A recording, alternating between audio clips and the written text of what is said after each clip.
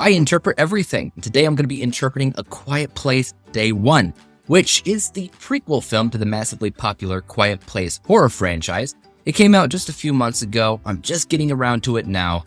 This film in particular takes place, as the title suggests, on the very first day of this alien invasion, where our protagonist of the story, Samira, played by Lupita Nyong'o, is a terminally ill patient who teams up with Eric, played by Joseph Quinn, on a track throughout New York City to find their way to Harlem for a slice of pizza. I absolutely love this franchise, particularly in the way that it decides to direct its sequences of tension. I remember watching the second film in the franchise thinking, maybe narratively it might not be better than the first, but when it came down to tension, it was definitely up there because of that stinking baby. And you might feel similarly with this prequel, as there's this service cat that our protagonist has throughout the film that wanders off and ends up in precarious moments right next to the aliens. And you're having to think for a second, is this cat only in this film to cause more problems for our heroes and to stir the pot?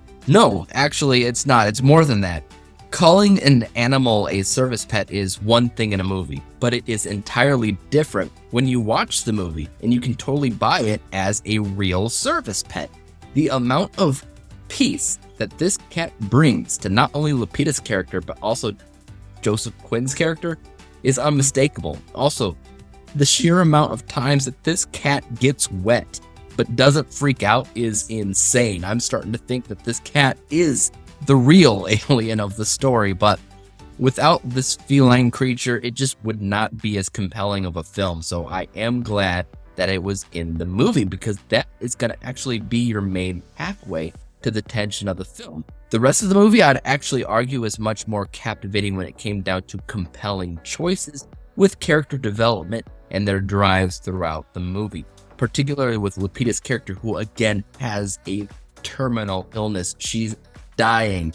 That actually allows for a really unique take on the end of the world, because she's not so much trying to survive given the fact that she's already gonna die anyway.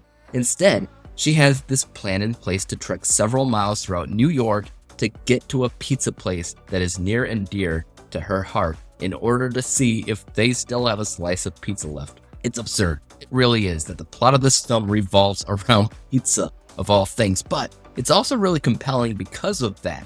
Yet, the reason why she wants pizza right now from this specific pizza joint is much more of an intrinsic value type of thing, and I'm not going to exactly spoil what that entails, but even so, it's hard to focus on something like that when you're still talking about an apocalyptic end-of-the-world situation, and we have characters that are like, what the hey, let's go get some pizza. Though, I will admit, I would probably do the same thing. I love pizza.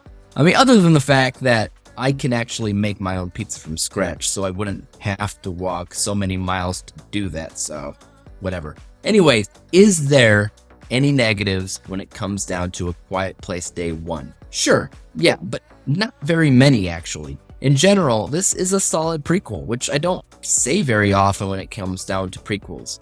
But the main thing that I would have to say is that when it comes down to this franchise in particular, there's something so unique in the way that the world usually is and it acts in the first two movies particularly, because at that point it's post-apocalyptic, and because of that, everything is a lot more unknown and unpredictable, which drives that tension higher. While a prequel like this is much more of a basic alien invasion story that kind of feels like we've all seen before. So we can more or less imagine how the movie is also going to end, making it kind of predictable. That's not a bad thing, but it's also not really comparable to the first two movies either. That's why the character development thing with the terminally ill character, as well as our service cat, are as important and as compelling as they ultimately are. Everything else, business as usual for the franchise. Again, not a bad thing, but obviously you got your strong performances, your breathtaking visuals, a good handle on the pacing. If you love the other films in the franchise, you'll more than likely enjoy this as well. So I will be giving this a rating of A-. It's a great time at the movies. It has more of a meaningful story than you might expect from it. And out of all the prequels that I've seen, this one probably takes the cake for probably being the most captivating. But take that as you will, guys, and let me know what you thought of the film. Were you a fan of it? Were you not? How would you rank the Quiet Place films? As for YouTube, you guys know what to do. Hit the like, subscribe button, and bell to be notified when I come out with my next movie review, whenever and whatever that may be. And until then, first out.